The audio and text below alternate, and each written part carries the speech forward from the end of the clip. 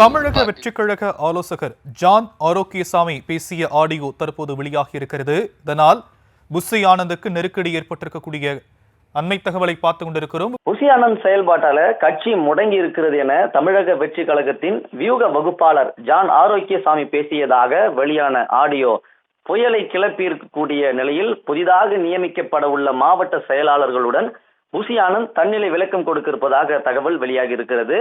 மும்பையில persona digit என்ற பெயரில் marketing நிறுவனம் ஒன்றை நடத்தி வரும் ஜான் ஆரோக்கியசாமி தமிழக வெற்றி கழகத்தினுடைய அதாவது அரசியல் வியூக வகுப்பாளராக செயல்பட்டு வருகிறாரு. 2016 சட்டமன்ற தேர்தலில் கூட மாற்றம் முன்னேற்றம் அன்புமணி என்ற முழக்கம் மூலம் பாமக தலைவர் அன்புமணி ராமதாஸை முதல்வர் வேட்பாளராக பட்டி தொட்டி எங்கும் கொண்டு சேர்த்தவர் தான் இந்த ஆரோக்கியசாமி.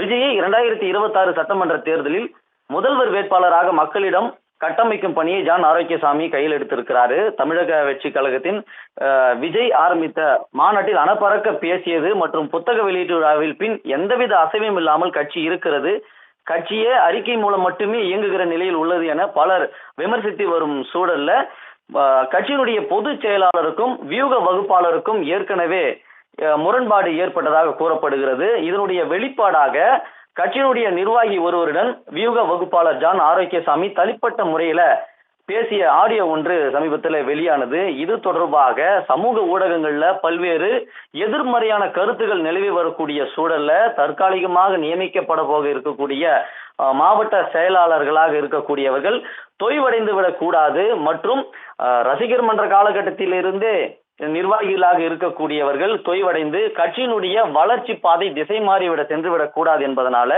கடும் நெருக்கடிக்குள்ளாகி இருக்கக்கூடிய கட்சியினுடைய பொதுச் செயலாளர் புஷி ஆனந்த் நாளை ஒரு அவசர ஆலோசனை கூட்டத்தை அறிவித்திருக்கிறார். அந்த ஆலோசனை கூட்டத்துல பல்வேறு விஷயங்கள் விவாதிக்கப்பட இருக்கிறது. புதிதாக நியமிக்கப்பட போகும் பொறுப்பாளர்களுக்கு உரிய வேலைகள் கொடுக்கப்பட போகிறது. இதனுடைய குறிப்பாக இந்த சர்ச்சைக்குரிய ஆடியோ வெளியானது தொடர்பாக தன்னிலை விளக்கம் அளிக்கப் போவதாக கூறப்படுகிறது.